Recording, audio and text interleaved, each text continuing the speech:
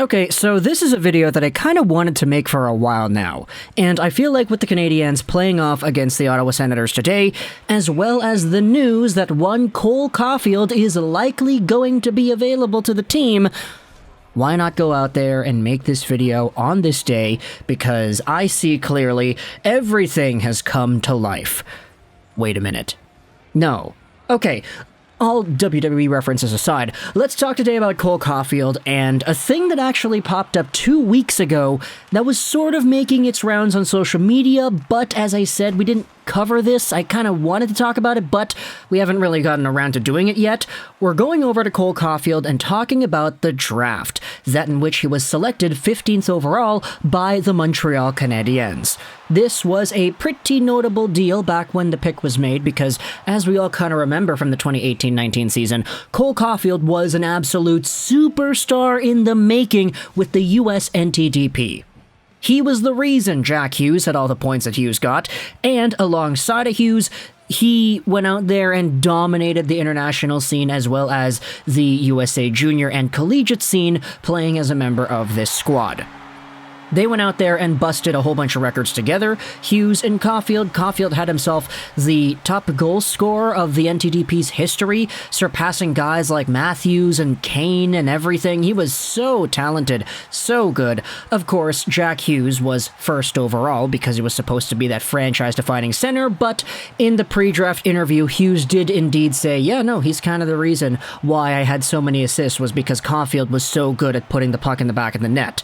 In 2018-19, Caufield had himself 100 points and 72 goals in 64 NTDP games played. He also, I don't know if he tied or if he beat Alexander Ovechkin's record at the U18s for goals scored in the tournament. He had 14 goals in only 7 games, but alas, Caufield was supposed to be a highly touted guy that should have gone somewhere in the top 10.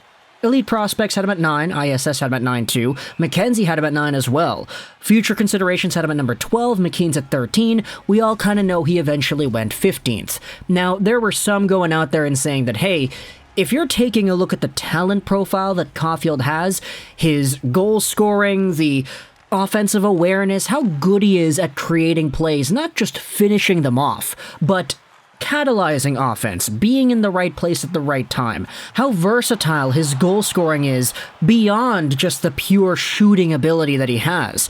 There were so many people saying, hey, if Caufield was just a tad taller, he'd be a top 5, top 4, maybe even top 3 guarantee in this year's draft. But instead, he's 5'7", which is why he's going to slip.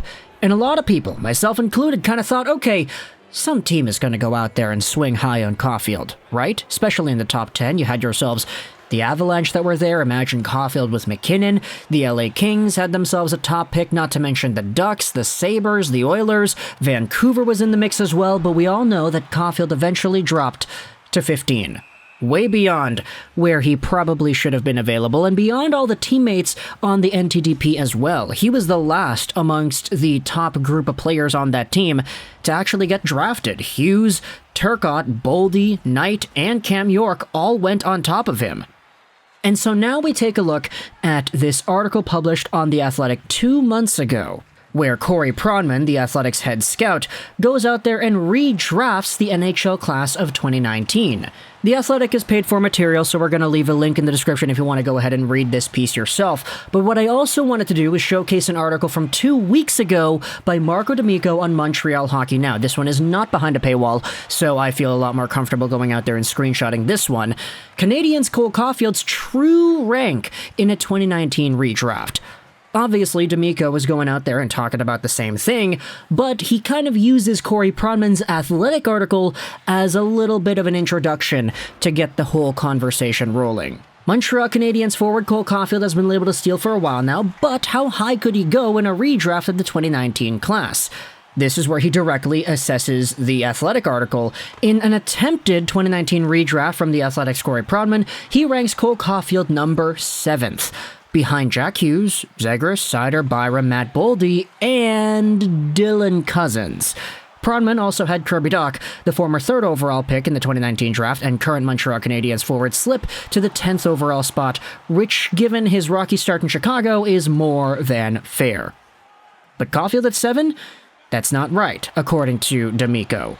He then goes out there and talks about the rankings of point producers and goal scorers from this selection of players as well, and how Cole Caufield right now is 5th overall in total points from 2019 drafted players. He's only behind Dach, Cozens, Zegras, and Hughes, and if you sort by points per game, it's a lot better in Caufield's favor as well, as some of these other guys have played a significantly higher amount of games played than Cole, despite only having just a few more points.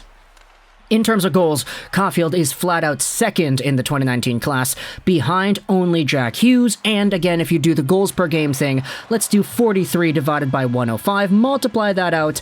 Actually, no, we don't even need to multiply that out. That's a .409 goals per game. Meanwhile, Jack Hughes, 59 divided by 194, that is a .304 points per game, so significantly fewer amount of goals per game for Hughes compared to Caufield. With this idea in mind, this is what D'Amico says: the only proven better forwards from this class are Jack Hughes and Trevor Zegras, mostly supported due to the numbers. Seider is already playing like a top-pair defenseman, and Bowen Byram has already won the Stanley Cup, playing an essential role for the Avalanche. After those 4, you can have the conversation about Boldy and Caufield, who have both quickly become indispensable players to their team's success.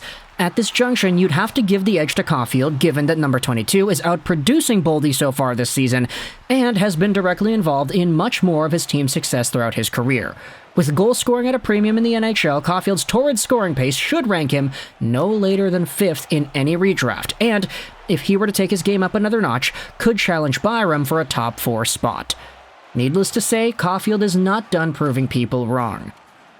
Now, I appreciate what it is that D'Amico is doing here, talking about Caufield in such a way that says, hey, even in a redraft, his ranking might not be too accurate, as you could debate he's better than some of the guys ranked ahead of him, but honestly, I feel like this ranking of 7th behind this group of guys isn't all that bad. Now, for Matt Boldy, I guess you could go out there and put a very good argument that says that Caufield is a more potent goal scorer, Boldy is producing fewer points. Boldy this season has 21 points in 28 games played, Caufield has 25 points in 28, so he's at a better point production than Mr. Boldy is. But I do think that when it comes to the versatility and just the all-round game, it's understandable to me why somebody would say that Boldy is a more important player than Caufield, because Caufield, as good as he is at scoring goals, he has not reached his ceiling just yet, and it really would just boil down to personal preference at that point.